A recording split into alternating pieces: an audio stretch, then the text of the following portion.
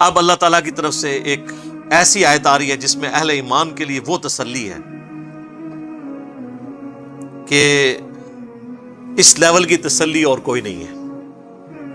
سورہ آل عمران کی آیت نمبر 169، وَلَا تَحْسَبَنَّ الَّذِينَ قُتِلُوا فِي سَبِيلِ اللَّهِ أَمْوَاتًا، کبھی خیال نہ کرنا ان لوگوں کے بارے میں جو اللہ کی راہ میں قتل کر دیے جائیں کہ وہ مر گئے۔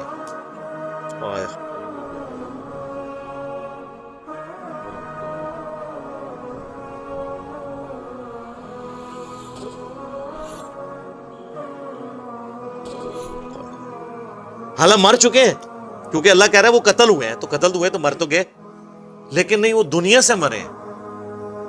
بل احیاء عند ربہم، بلکہ وہ تو زندہ ہیں اللہ کے حضور۔ یرزقون، اور ایسے زندہ ہیں کہ اللہ نے ان کو نعمتیں بھی دی ہوئی ہیں، رزق بھی دیا ہوا ہے۔ یہی ٹاپک جو ہے وہ سورۃ البقرہ میں بھی آیا ہے، وَلَا تَقُولُوا لِمَن يُقْتَلُ فِي سَبِيلِ اللَّهِ أَمْوَاتٌ، مت کہا کرو ان کو جو اللہ کی راہ میں قتل کر دیے جائیں کہ یہ مردہ ہیں، بلکہ وہ تو زندہ ہیں، لیکن تمہیں وَلَٰكِن لَا تَشْعُرُونَ، تمہیں ان کی زندگی کا شعور نہیں ہے۔ ظاہر ہے اس دنیا والی زندگی تو نہیں ہے نا، اس دنیا کی زندگی میں تو آپ کو سانس لینا پڑتا ہے، آخرت کی زندگی میں سانس نہیں ہے۔ اس دنیا کی زندگی میں تو آپ کو دنیا کا مال کھانا پڑتا ہے اور پھر آپ کو ٹوائلٹ کی ضرورت پڑتی ہے، آخرت کی زندگی میں یہ نہیں ہے۔ تو جن لوگوں نے کہا نا شہید زندہ، لہذا آپ جو شہید ہوئے ہیں ان سے آپ مانگ سکتے ہیں جا کے قبروں پہ جا کے، تو اللہ نے تو پہلے ہی منع کر دیا، تمہیں ان کی زندگی کا شعور ہی نہیں ہے، ان کو دنیاوی زندگی کے اوپر تو قیاس نہ کرو۔ اگر کوئی کہتا ہے یہ دنیاوی زندگی ہے، مجھے بتائیں دنیا میں کوئی زندہ بندہ اپنی شلوار اتارنے دیتا ہے کسی کو؟ تو آپ بڑے سے بڑا کوئی بزرگ ہو، ایون انبیاء کرام بھی جب فوت ہوئے ہیں ان کو بھی غسل دیا گیا، صرف ایک احترام ان کے ساتھ ہوا کہ ان کے کپڑے نہیں اتارے گئے۔ تو ابو داؤد میں آتا ہے کہ صحابہ پہ اونگ تاری ہوئی اور ایک آواز آئی پیچھے سے، یہ وہ نہیں ہے جو بزرگوں کو آواز آئی، یہ صحابہ کو اللہ کی طرف سے فرشتے نے ادا کی کہ حضور کو ان کے کپڑوں سمیت غسل دیا جائے، ورنہ صحابہ کرام کپڑے اتارنے لگے، وہ پریشان ہو گیا ہم اتارے نہ اتارے۔ تو یہ صرف رسول اللہ کا پروٹوکول ہے بس، اور کسی کا پروٹوکول نہیں ہے۔ اس کے بعد صحابہ، اہل بیت، بزرگان دین سب کے کپڑے نہیں اترے، تو زندہ بندہ اپنے کپڑے اتارنے دیتا ہے؟ ہونا تو چاہیے یہ کہیں جی جب بزرگوں کو غسل دینے لگے تو انہوں نے کہا ٹھہر جاؤ، میں آپ غسل کر کے آگے پھر لیٹ جانا، کفن دے دو، منو باہر ٹانگ دو، میں آپ پا لینا۔ اس طرح ہوا ہے کبھی؟ تو پھر یہ زندگی آخرت کی زندگی ہے نا، دنیا کی زندگی تو نہیں ہے۔ فرحین بما آتاہم اللہ، وہ بڑے خوش ہیں ان نعمتوں میں جو اللہ نے ان کو دی ہے، من فضلی، اپنے فضل سے، وَيَسْتَبْشِرُونَ بِالَّذِينَ لَمْ يَلْحَقُوا بِهِمْ، اور وہ خوش ہو رہے ہیں جنت میں بیٹھے بیٹھے ان لوگوں کے بارے میں بھی جو ان کو ابھی مر کے نہیں ملے۔ بھئی جو دنیا میں زندہ ان کے بارے میں جنتی کیوں خوش ہو رہے ہیں؟ من خلفہم، جن کو وہ پیچھے چھوڑ آئے ہوئے ہیں، اللہ خوف علیہم ولا هم يحزنون، کہ نہیں ہے ان کو کوئی خوف اور نہ وہ غمگین ہوں گے۔ اچھا، جنت میں ان کے بارے میں کیوں خوش ہو رہے ہیں جو دنیا میں؟ اس لیے کہ وہ جنت میں پہنچ کے انہوں نے اینڈ رزلٹ دیکھ لیا ہے، اور وہ یہ خوش ہیں کہ ہمارے ساتھیوں نے جو رسول اللہ پر ایمان لائے تھے نا، ہم نے تو آگے واقعی جنت دیکھ لی ہے، انہوں نے تو ایمان بالغیب لے کے آئے تھے، تو ہمیں خوشی ہے کہ ہمارے وہ دوست بھی جنت میں ہی پہنچ جائیں گے، اس لیے خوش ہو رہے ہیں ان کے اوپر۔ تو دوستی وہ جو اللہ اور اس کے رسول کے لیے ہو، عز وجل وصلی اللہ علیہ وآلہ وسلم۔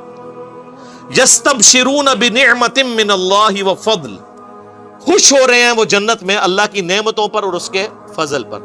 وَأَنَّ اللَّهَ لَا يُضِيعُ أَجْرَ الْمُؤْمِنِينَ، اور اس پر کہ اللہ تعالیٰ کبھی ضائع نہیں کرے گا اہل ایمان کا اجر۔ تو اہل جنت جو شہید ہو گئے غزوہ احد کے موقع پر یا بدر پہ، اللہ نے فرمایا ان کو کبھی مردہ گمان بھی نہ کرنا، ان کو اللہ رزق بھی دیتا ہے اور سورۃ البقرہ میں ہے، لیکن تمہیں اس کی زندگی کا شعور نہیں ہے۔ انبیاء بھی زندہ ہیں آخرت کی زندگی میں، اولیاء اللہ بھی زندہ ہیں، اور اللہ کے دشمن بھی زندہ ہیں آخرت کی زندگی میں، لیکن وہ جہنم میں زندہ ہیں۔ جو قرآن میں ہے نا کہ فرعونی صبح و شام آگ پہ پیش کیے جاتے ہیں، ان کو عذاب تو ہو رہا ہے، مرتے ہی عذاب کا سلسلہ ان پہ شروع ہے۔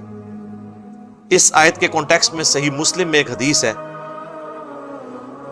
اسی آیت کے کانٹیکسٹ میں، کہ ان کو گمان نہ کرنا جو مر جائیں اللہ کی راہ میں کہ وہ مر گئے، وہ اللہ کے حضور زندہ ہے، ان کو رزق دیا جاتا ہے۔ تو حضور سے جب پوچھا کہ یا رسول اللہ یہ کس طرح کی زندگی ہے، تو آپ نے فرمایا کہ اللہ تعالیٰ اہل جنت کو وہاں پر یعنی ان کی روحوں کو پرندوں میں ڈال دیتا ہے اور وہ جنت میں اڑتے پھرتے ہیں، سبز پرندے، اور وہ شام کے وقت آ کے عرش کے نیچے جو اللہ کی قندیلیں ہیں نا ان پہ آ کے بیٹھ جاتے ہیں۔ تو اللہ تعالیٰ ان سے پوچھتا ہے ہاں جی کوئی نعمت چاہیے؟ وہ کہتے ہیں یا اللہ تو نے اتنا کچھ ہمیں دیا ہے، ہمیں تو کسی نعمت کی ضرورت ہی نہیں ہے۔ تو جب اللہ تعالیٰ بار بار اصرار کرتا ہے نا تو وہ پھر ایک نعمت کہتے ہیں کہ یا اللہ تو ہمیں دنیا میں دوبارہ بھیج دے، ہم دوبارہ تیری راہ میں قتل ہوں اور پھر شہید ہو کے تیرے پاس پہنچے۔ تو اللہ فرماتا ہے کہ یہ وہ نعمت ہے، یہ میں تمہیں نہیں دوں گا، کیونکہ جو میرا یہ قانون ہے کہ جو ایک دفعہ دنیا سے آ گیا وہ واپس نہیں جا سکتا۔ ہاں عبد القادر جیلانی کی تھی روح کھول لین اللہ گل ہے، کہانیاں، یہ مسلم شریف ہے، مولانا شریف نہیں۔ اللہ فرمائے گا یہ تو میرا رول ہے کہ جو مر کے میرے پاس آیا وہ دوبارہ نہیں آ سکتا، اس کے علاوہ کچھ اور مانگنا ہے تو مانگ لو۔ تو کہتے ہیں اللہ تو نے ہمیں سب کچھ دیا۔ اسی کو سپورٹو ایک اور حدیث ہے صحیح مسلم میں کہ اللہ کے محبوب علیہ السلام فرماتے ہیں کہ قیامت والے دن جنت میں پہنچنے کے بعد کوئی شخص دنیا میں آنے کی تمنا نہیں کرے گا سوائے وہ شخص جو دنیا میں شہید ہوا۔ وہ تمنا کرے گا کہ کاش میں دنیا میں دوبارہ جا کے اللہ کی راہ میں قتل ہو جاؤں۔